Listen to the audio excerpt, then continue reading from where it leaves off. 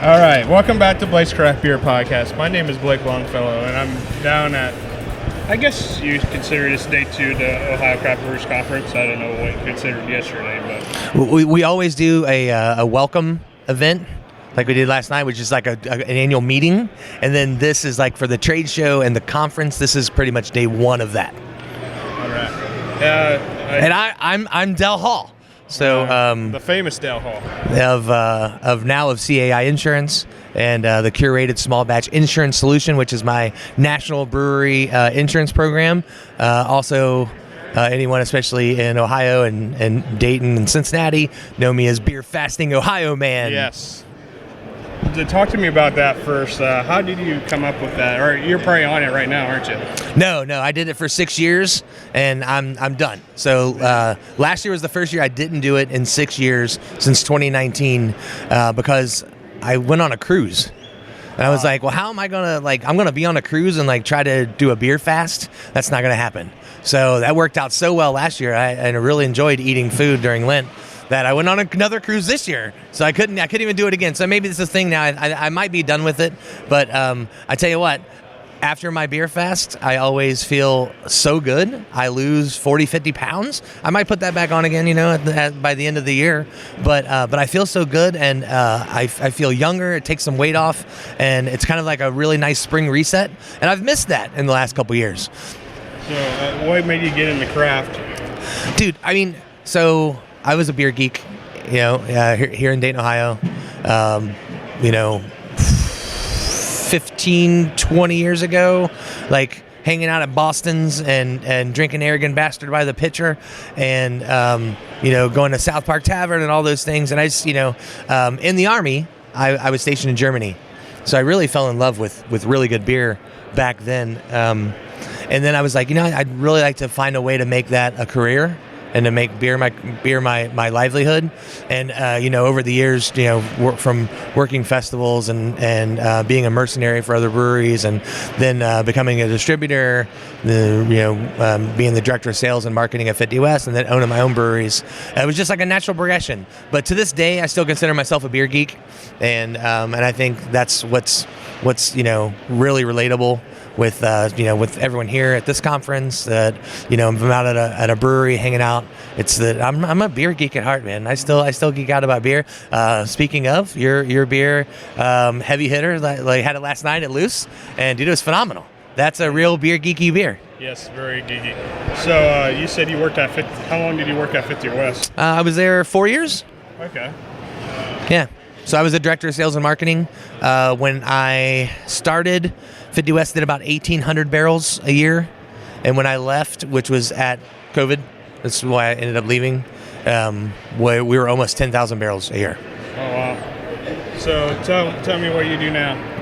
So now I run a national program, an insurance program for breweries, distilleries, wineries, anything in the adult beverage market. I do a lot of THC manufacturers, even here in Ohio, even though they're not manufacturing right now because of the laws.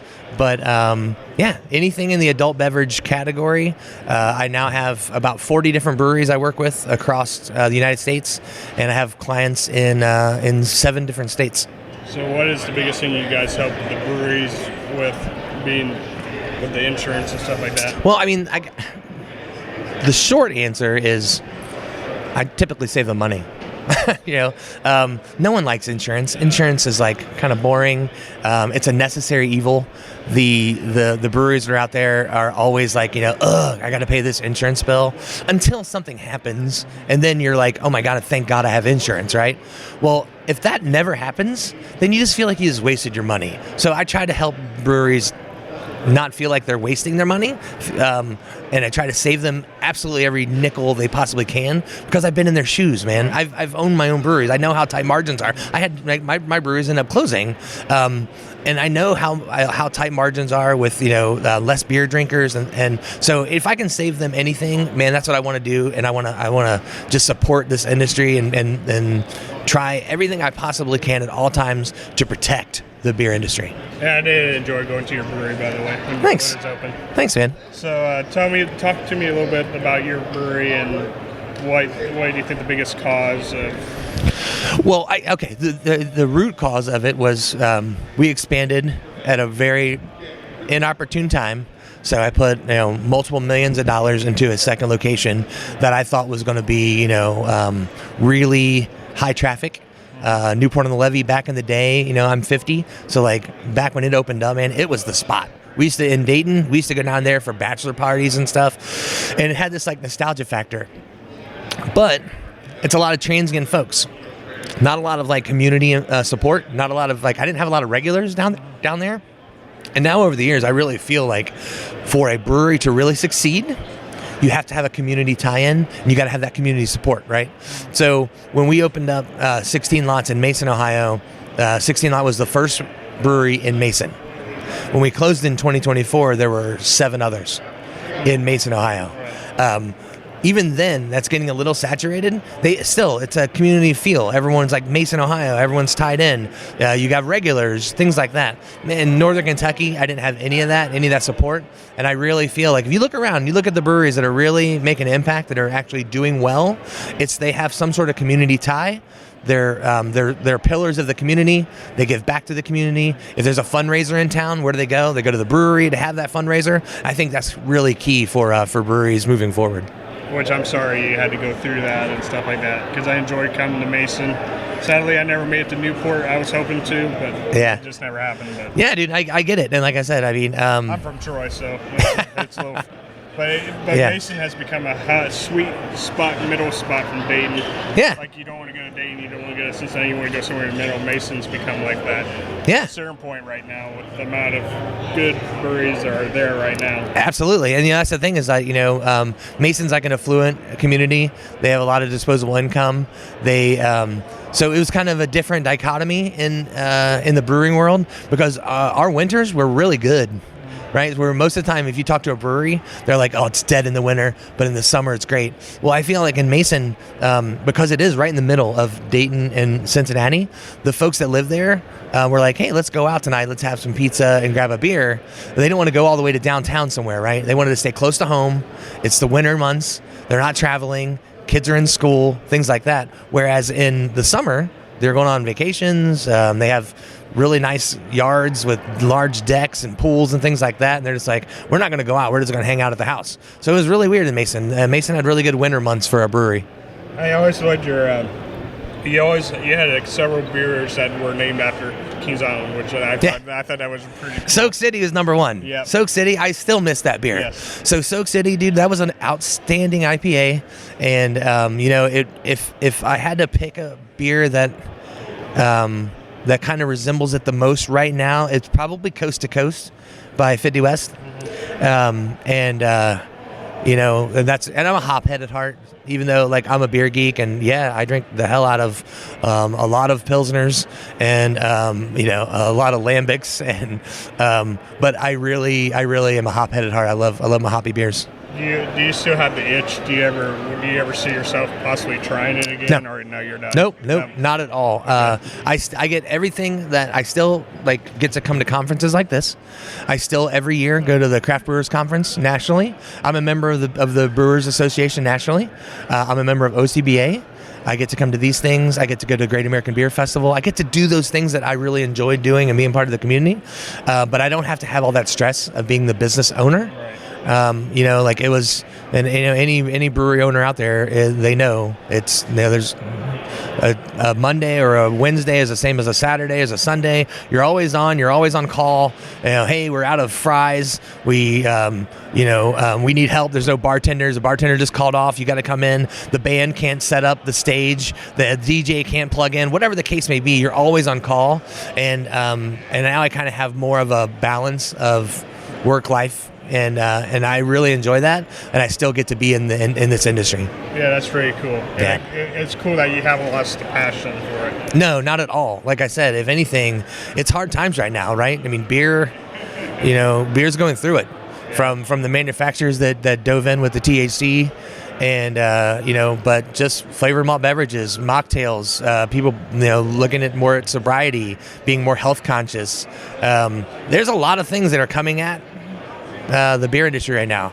So, if anything, it's like we got to hunker down, we got to support each other and help. And that's what I'm doing right now is I'm just, I'm trying to help all I can. If anyone ever, you talk to anyone, my passion for this industry is hardcore, and I want everyone to do well. I want everyone to survive this. I want everyone to thrive. And like I said, that's why I always feel like, I'm a protector of this industry. And you mentioned that you have insurance some people that makes THC. Yep. So what's the biggest, is there anything you guys do help right now with them? I mean, right now it's not right now because it's legislation, right? So, I have a handful of THC customers here in Ohio that, they've invested a lot of money in THC beverages, and now they can't use that, right? And that equipment is sitting idly. And that's a shame. And I think that it's government overreach, and there's not a reason that when government says they want to protect jobs and they want to help small businesses, it seems like they're doing everything they can to take away jobs and to not help and to hinder small businesses. And that's one of the things that really bugs me about politics. So.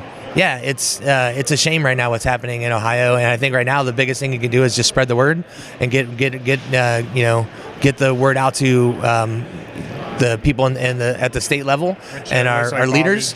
Yeah. So Bobby has been around spreading that. I've been spreading it on social media from them, and man, it's that's all we can do at this point is show them that we have a voice and our voice is large. Yes. So what are some things people should know that we haven't talked about on insurance or your brewing history or stuff like that? I don't know. I mean, I think when people say insurance, it's really boring, and I'm not gonna try to fight that. It's boring. It's a necessary evil, and it's a big expense. It's boring till it's not. It's a big big expense. If you look at your insurance, how much you pay for insurance, and your top line, if you look at at a balance sheet or a profit and loss statement, insurance is going to be up there, whether it's your health insurance and group insurance or it's going to be your property casualty, and it's working with someone like me that actually knows the industry inside and out. I've done every job on the beer side of things. The insurance companies recognize that, and they give me discounts that no one else gets. So it really does. I do get to save people money and make sure that they're well protected. All right. Well, I thank you for your time today, and heck yeah, dude. And hope to have you back on a Mayor Fuller episode. Yeah, anytime. Anytime. All right. I know it's always been hard to kind of get it scheduled, but I'm good to go. Yeah, you're good. Cheers, buddy. Cheers. Yeah. And we're back still at the trade show, day 2 of the Ohio Craft Brewers Conference, and I'm with Haas Industries, right? John Haas. Okay. Sorry. So, how are you doing, buddy? I'm doing great. Talk to me about hops and yeah. Okay. Well, hops are, the flowering cone of the hop plant is what we use for flavor, aroma, bittering, antimicrobial properties in beer. John Haas sells hops from all over the world. We're part of the Haas Group, which is the world's largest hop company. So we try to service everybody. So so when you're growing hops, how does it? I know it starts from a root, but I heard it takes about 3 years for hops to come out, or has that Do you changed? mean in the breeding process? It takes quite a bit longer than that. Okay. So, yeah, if you're working really fast, 16 years from the initial cross to when you have what we call commercialization. So, John Haas partners with Yakima Chief Ranches to own the hop breeding company, and we breed lots of proprietary hops. Citra, Mosaic both came out of that program, Crush, Dulcita. So yeah, typically, over the winter, our breeders will start making crosses, and for any new hop variety, it'll start with about 40,000 seedlings, and then we basically try to kill them by exposing them to different diseases, pests, that kind of thing, and the ones that are the most resistant to that will advance, but then they also need to have the proper agronomic qualities, brewing qualities. They need to yield high enough for it to be worth it to grow. So you really need buy-in from the breeders, the brewers, and the growers, as well as the vendors to make it work. So when you go from first generation of a hop to like I see like you have Citra 4, how do those generations change through the years? Is it like taste profiles of it or smell or? It's an interesting question. You know, the idea is that the DNA, like the genetic material of the plant, shouldn't change. We keep the original mother of everything in a few different places so that it's safe. You know, say a greenhouse burns down, we don't want to lose the original Citra plant, you know, so we have it growing in fields. Our partners also have it. And the idea is that, you know, if it does start to mutate over time, we can go back to that original plant and grow from there. Then there's, you know, different things that can impact how the hop changes year to year. The climate, you know, a really dry, hot year is going to produce a little bit different from a wetter year. The time of harvest, you know, so there's different target windows for harvesting hops, depending on what you're going for. You know, say like crush, if you harvest it on the earlier side, you get that really nice mango, juicy flavor to it. If you harvest it later, it gets a little more dank. So, are there specific times when you harvest, or are you harvesting all year round?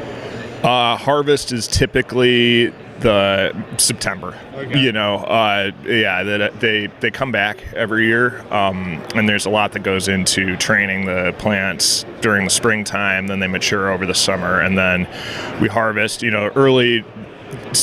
Like I was saying about the picking window, some varieties really like to be harvested earlier. Say Centennial comes in usually like end of August, early September.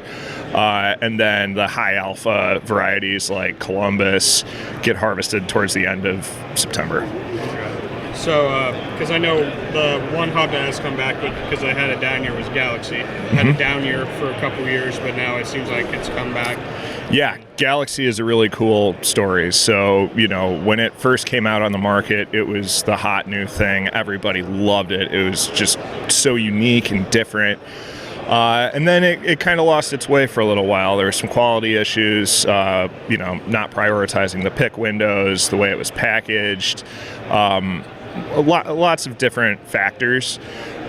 John I. Haas is partnered with HPA, Hop Products Australia, who developed Galaxy. So we worked with them to improve that quality over the past couple of years. So they really spared no expense at bringing it back. They built a brand new pelletizing facility. They now have cold chain from the moment it's baled to the moment it hits your door. They've improved the packaging. They're prioritizing Galaxy above all else for picking windows. As soon as it's ready, they drop everything and start harvesting it. And since they have lower acreage than we have here in the States, they're really able to get it all processed in a very timely manner. So, you know, once it's baled is when hops start degrading until you pelletize them. And there's such a short window between baling and pelleting with Galaxy, Vic Secret, Eclipse, all of the Australian varieties. Their quality has improved dramatically. So talk to me, I don't think I'm familiar with this one. Is that a newer or? Vic Secret came out in between Galaxy and Eclipse. Okay. So Vic Secret's been around for a while, and that's another one that people really, really loved, and then the quality went down, and now it is back in a great way. It's just sort of bursting with pineapple flavor. Very, very tropical, unique hop. Because I know probably the one that you probably sell the most is probably Citrus Pro, still probably pretty high. Yeah, Citrus King. Yeah. Yep, Citra, Mosaic, those are our two big ones. We do, people are really excited about Galaxy now and the fact that it's back and it's more consistent, and you know, we're seeing a lot more excitement around that, so that's very nice too. So talk to me about these. Are these abstracts, assuming? Euphorics, so similar to abstracts. So these are terpenes, or hop-derived terpenes that have like a fruity flavor, and sometimes there's a little bit of botanical terpene in there as well. We have 9 flavors right now. We're going to launch another 5 at CBC in a couple weeks. That's exciting. Do you have a favorite hop? The one in my glass. Yeah. So, anything else you think people should know, or about hops, or? There's so much to talk about with them. You know, hops are a lot of fun. All right. Thank you for your time, and hopefully we can talk again in the future. Good. Yeah. Very nice to meet you. Right, Thanks. Cheers. All right. We're still at the trade show of the Ohio Craft Brewers Association, the conference, day 2. I got this awesome guy, Mike Muncie, suggested you, so let's get it rolling. Hi, my name is Geoff Fisher. I'm with the Country Malt Group. We are a distributor primarily of malt, but just about everything that a craft brewery or craft distillery would need to make beer or whiskey. We have ancillary products as well, and just about anything you might need. We also have 5 malt houses around North America, as well as another 30 or 40 around the world. So how did you get into this? So I started professionally craft brewing in 2001. Okay. And I did that till 2006. And I was head brewer at a all-Czech lager brewery in Salt Lake City. That sounds good. It was great. We were doing double decoction Czech lagers long before that was a current popular item. We were also the first canning brewery in Utah in 2006 as well. It's called Bohemian Brewery. It's still there. I then moved into ingredient sales with an independent distribution company that did homebrew stores as well as craft breweries. There really wasn't the bigger groups like we have now. Like Country Malt Group was smaller then. Brewer Supply Group was just kind of starting out. So a lot of us were independently in regions selling malt, imported malts, and craft brewers were buying them up. So I did that, and have been in that ever since. So I've been in ingredient sales now for just a little over 20 years, and I've been in the industry professionally for now over 25. So when you were brewing at the Czech lager, how cool was that? Just it was amazing. It was I've always, as much as I loved ales and the British brewing tradition that the U.S. craft beer was really founded on. In the 90s, and my dad was a beer snob even when I was a kid. When I went to work at the Bohemian, they were brewing the kind of beers that I really valued. I was a huge Czech and German style beer. That was what I did mostly as a home brewer. At that point, I had built my own lagering fridges and was experimenting with a lot of different decoction mashing and infusion mashing and different techniques, older style brewing techniques. So when I got to do it for a living, we only brewed four beers. Even our wheat beer was brewed with a proprietary Czech yeast that came from a Czech yeast bank.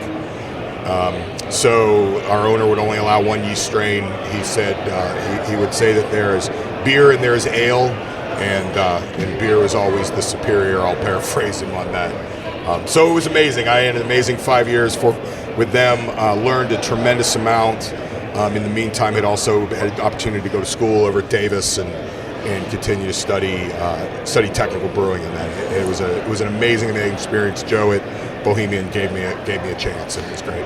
So what led you into getting into malt? Obviously you were brewing with it, but is that something that just, I want to learn how to do it, or? No, so I'd done a number of jobs in the 90s before I got into craft beer. Bars, restaurants, and I'd also sold industrial rotating equipment and things like that. So anyway, in 2006, I was in a relationship with a lady, and she wanted to go to graduate school in California. Well, at the time, I think there was a little over 1,200 breweries total in the United States, and just because you were a head brewer at some brewery in Utah, there wasn't even a guarantee that wherever I'd moved that there would even be a job. Maybe I'd go back to keg washing or running a bottling line or something, but there was no guarantee that I was going to make a job that could support us while she was in school. So I knew the malt supplier that I was using, I got my German malts from, was hiring for a Western States sales guy, and I knew I could sell. And so I talked to them, agreed to a 2-year stint, and what I figured was we'd move to Northern California, she'd go to grad school, and I would get involved in the local scene, and after 2 years, I would know enough people that I could probably wait until I found a job, go back to brewing, and found out that this is my calling, that I love this. I have had the opportunity and continue to have the opportunity to work with some of the most talented brewers in the world. So I lived out west and covered the western states for years before moving back to moved back to Ohio in 2016. So that's how I got in a roundabout way, thanks to a now defunct relationship.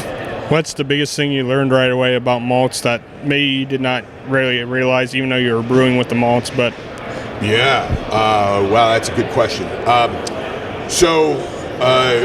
We sold back then. I sold 2 malt lines. One was a British line, and one was a pretty famous German line of malts.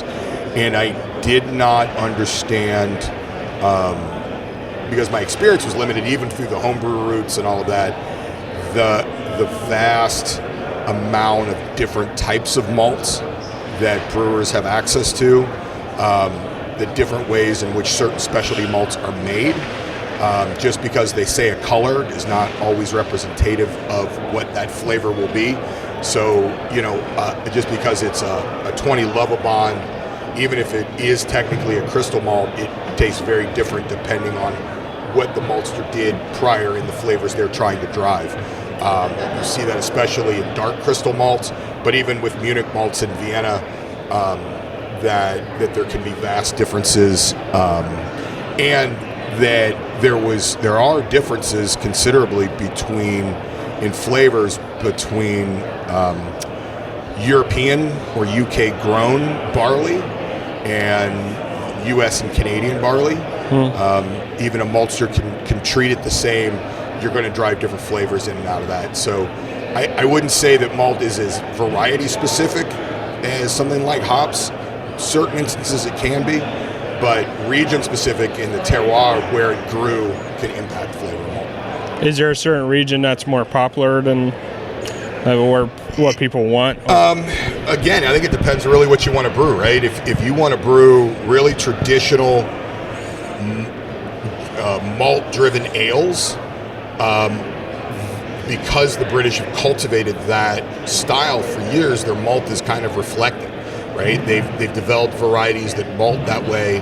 Not that they don't do wonderful lager malts, because they do, but you can really get that out of British malts. You get more of that malt flavor, that toasted flavor. If you're brewing really traditional lager beers, you want that grassy, crackery note a lot of times that you get from European Pilsner malts. If you're creating kind of a blank slate, if you want something to lay down with hops, or you want to craft using specialty malts, the North American malts really are great. Again, it's our tradition and who we served, right? North American maltsters for decades upon decades served large breweries who did want sort of a blank slate. And again, not that there aren't North American maltsters that make things with tremendous flavor, or that the Brits can't make great lager malt, or that you can't get really good ale style malts out of the continent. But I have a tendency to be of that mind that I usually always picked my ingredients focusing on the style I wanted if I was really trying to emulate something traditional. If I was, the modern craft world, innovation has driven the last 15 years of craft beer. Well, then it's all on, man. Use what you want. Figure out what you like. So when it's a beer show, are the malts different from like a beer malt to a whiskey malt? I'm assuming. Yeah, tremendously. So distillers malts vary, and most people think distillers malts, if you don't have really access to the whiskey industry, is that it's all about high enzymes, right? Converting corn, rye, wheat. Is still made with 6-row, which isn't true. You can get more enzymes now at a 2-row malt, plus some type of extract. But you have 2 types of distillers malts really made in the world. There's ones that are primarily used here in North America, that is for making bourbons and rye whiskeys, where the mash bill is 8-10% malt, and you need those enzymes to convert all that corn and unmalted grains. Then in the UK, or in the case of American single malts, they're all malt whiskeys, right? So then you want a malt as your base that provides the most sugar for your buck, because that sugar is going to convert to alcohol, right? We all know that. And then that's what's going to run through your still. So, and a lot of them do want more of a blank slate. So a single malt or all malt whiskey malts usually are extremely low in color, really low in proteins. The enzymes are enough for self-conversion. But again, you're going to get huge sugar output for conversion. But, you know, the Americans, again, like we do, these American craft whiskey guys, they're doing a lot of specialty malt now. Lots of chocolate malts and caramel malts and biscuit malts and that are driving into malt whiskey. So it's all beginning to blur. Do you guys make chocolate malt, I'm assuming, too? We do. So my company, my parent company is Soufflé Malt. So in North America, we also own Canada Malting, Great Western Malting. In the UK, we own Baird's Malts, but we also have Durst Malts and Checo Malts and Franco-Belge and Castle Malts. And so we make specialty malts and roasters and kilns and that from all over the world. We've also got malt houses in other continents. So we make chocolate malt, various types of chocolate malt, all types of crystal malts, all types of base malts. Do you do some of the smoke malts too? Yep. So we've got, we do peated malts, both light and extremely heavily peated out of Baird's. They're one of the main suppliers to Scotch whiskey for peated malt. Out of Germany, we also do, we have access, we do oak smoke wheats and beechwood smoked malts as well. And then we also represent and distribute companies like Brees, who does like cherrywood, applewood, and skeetwood. We've had a partnership with Brees for decades and distribute their wonderful North American specialty malts as well. So anything you think people need to know about malts that we haven't covered? I'm going to say, you know, with the newer generation of brewers and the rise of IPAs, whether they've been West Coast style or you know, with hazy and juicies, we've watched specialty malts go out of favor. You know, the prevailing wisdom is that things like crystal malts can drive staling and reduce the shelf life of beer, and there is evidence to support that. They also, when used properly, can drive flavors into beers. And I think as the market begins to shift towards, we're seeing again a rise of more sessionable style beers, lower ABV beers. Your brewers are going to start looking at crystal malts, Munich malts, Vienna malts, biscuit malts, to drive flavors in those lower gravity beers that they used to rely on just all malt for and a good heavy boil. Well, I thank you for your time today, and cheers, buddy. Cheers, man. Thanks. Yeah.